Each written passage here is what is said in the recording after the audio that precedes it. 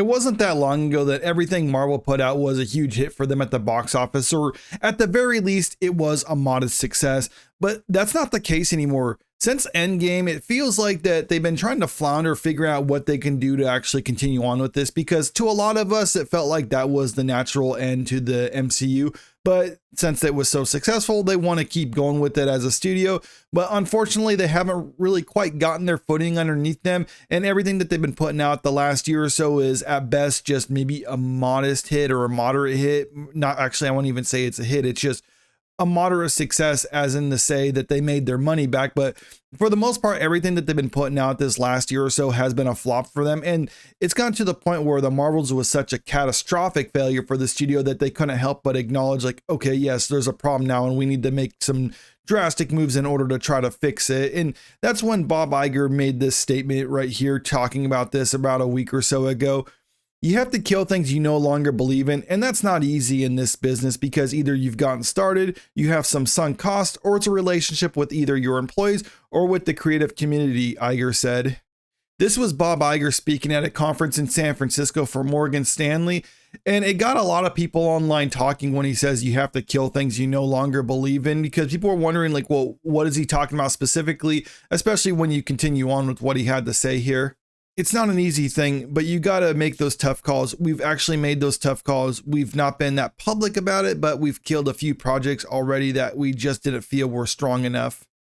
This got me wondering when he says they have to kill a few projects that they no longer believe in, because I'm wondering, like, well, did you believe in the Marvels and these other ones are just way worse than that? And if that's the case, like, well, I'm more or less curious, like, well, how bad are they exactly if it's worse than the Marvels? But I think more likely what happened is with the Marvels, they didn't have much faith in it as a movie, but they're like, it's an MCU movie. It carries the Marvel name, so it's bound to make money, right? Well, we've seen that that's actually not the case. Just because something has the Marvel name on it doesn't necessarily mean it's going to make money. So they're thinking like, okay, we need to revisit some of the other projects we have in the pipeline, because if they're not good, they're not going to make money for us. So let's get rid of those and try to focus on something that we think are sure money makers. And this statement from Bob Iger got a lot of people talking and speculating about what movies they're going to be getting rid of that they previously announced. I made a video talking about this in the past, where it was mostly just following speculation online and on social media, where people were kind of wondering, like, well, what they could be getting rid of. A lot of people were saying Armor Wars, because that's kind of far out there and they could have rolled that into Ironheart or something like that. Or other people were saying the Blade reboot, because there's already been a bunch of rewrites and stuff like that. So maybe they're getting rid of that. But now we got some insider information, which lends a little bit more credibility, because this one's saying it could be Ant-Man, Captain Marvel, and the Eternals sequel. If you were looking forward to sequels to Eternals, Captain Marvel, or Ant-Man, you might be disappointed if recent reports turn out to be true. It has been suggested that Marvel Studios is looking to take fewer risks, which means banking on guaranteed hits. And this information is coming from insider Daniel Richman, says via Comic Book Resources. Marvel Studios will focus primarily on IP that is likely to be proven hit at the box office, rather than risking diving into lesser known characters and properties moving forward. And this is kind of a deviation for what even the start of the MCU, because as a little history lesson for people who don't know, back in the 90s when Marvel Comics was having financial troubles, they started selling off their IP movie rights to various studios, and that's why you got Fox buying up the X-Men, Sony buying up Spider-Man, etc. So by the time it came around that Marvel wanted to start producing their own movies, a lot of their more popular characters already sold off to other studios. So they're kind of looking like, well, what do we have left? And I'm not saying Iron Man was necessarily an obscure character, but he was kind of one of their B-list characters. And they're like, well, let's start with Iron Man and then move forward from there. I think they had an idea about how to build the MCU from there, because we saw from the first Iron Man movie in the post-credit scene where, yeah, you have Nick Fury there talking about the Avengers. So they had an idea where they can go with it, but still at the same time, they were very much treating it as its own movie. And then from there, though, unfortunately with Marvel, that's been one of their biggest problems, is every movie is basically just about setting up the next movie. And I think that's where a lot of the issues have come about in recent years, but that's a whole other issue now. It is kind of interesting, though, that they're talking about like banking on something that they know can be a success and not necessarily focusing on obscure characters. And that's why they're talking about getting rid of Captain Marvel, Ant-Man, and the Eternals. And I will grant them the Eternals, because that was obscure when it came out. I'm talking like the movie, no one knew anything about any of these characters. It was very, very much trying to build like something new.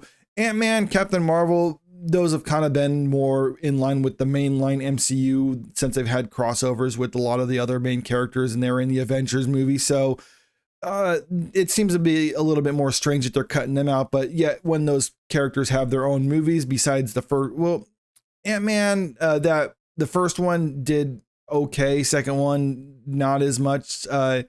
Third one bombed, then Captain Marvel. The first one was successful simply because of its placement in the release schedule, where it was more or less thought of as guaranteed, or you had to watch it in order to understand Endgame before that came out, because it was released after Infinity War. So that's what really helped it. But when you see Captain Marvel 2, aka The Marvels, it just flopped at the box office. So I think moving forward, what they're talking about doing is getting rid of some of these other ones, these almost B-list characters within the MCU, in order to try to focus on some of the mainline ones like Fantastic Four. That's going to be coming out. That's a pretty popular franchise. So, or the X-Men, things like that.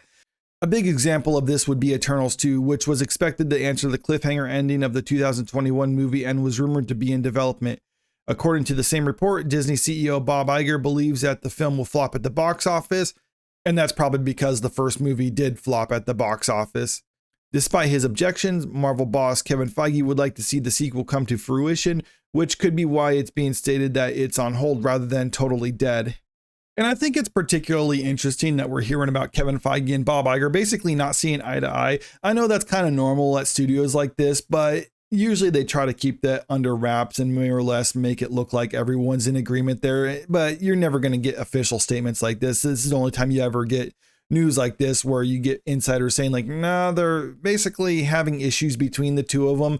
And a lot of people would probably look at this and be like, well, Bob Iger is just the businessman. He's not a creative. Let Kevin Feige be in control. And I agree with the first part of that about Bob Iger not being the creative. He's just the businessman. And frankly, I don't think he's a very good one, but you have to have some qualifications in order to be CEO of a company like this. So I think he's more or less just knows the internal politics of business, but that's another story entirely.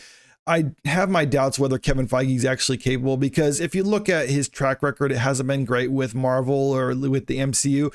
Yes, a lot of people would say like, well, he's been a producer throughout the whole MCU, right? Well, yeah, but in like phase 1 and 2, he's been reporting to Ike Perlmutter, and now that he's no longer there, everything's basically just been on Kevin Feige the last couple of years, and things have been pretty bad for the MCU in those timeframes. And that's why you got people like Nelson Peltz actually teaming up with Ike Perlmutter in order to try to wrestle control of the company away from Bob Iger. Not necessarily entirely, they're not going to oust Bob Iger, at least not just yet. They're just wanting to bring in some other people onto the board who aren't just yes men to Bob Iger because he gives them bonuses, even if Disney fails in some way, shape, or form. I think Bob Iger actually views this as a legitimate threat, because they're trying to appeal directly to the shareholders in order to vote out some of Bob Iger's board members. And I think Bob Iger's worried that they might be successful. So I think these statements from him is him basically acknowledging like, okay, yes, things have been going bad in recent years, but I can fix this. Just give me another chance and we can make things right. Whether the shareholders actually believe him remain to be seen. And even if Nelson Peltz is able to get control away, or at least get a little bit of control away from Bob Iger, it still remains to be seen whether he is the guy to actually fix it. But still, I think there's a limit to how much leniency you should give to someone when they continuously fail. So I think that there should be a little bit of a changing of the guard over there in order to try to turn this ship around. Because I would like Marvel to go back to the days of phase 1 and 2 of the MCU, not necessarily like those movies particularly, but when they were consistently putting out quality content that people actually enjoyed, instead of just what they were doing in the last couple of years where everything was just throwing something at the wall, see what sticks, and every movie was basically just about setting up the next movie and that's it. But unfortunately, this is what we're getting right now. So let me know what you think about all this in the comment section below. Do you think Ant-Man, Captain Marvel, and the Eternals are going to be the movie that are axed? Or do you think that there's other movies like maybe Armor Wars or Blade seem more reasonable to you? I'm curious what people have to say about this. And also, if you haven't already, make sure you click the subscribe button if you want to stay up to date with the latest entertainment news. And if you can, click that like button and share the video because it really helps out with the channel. Thank you.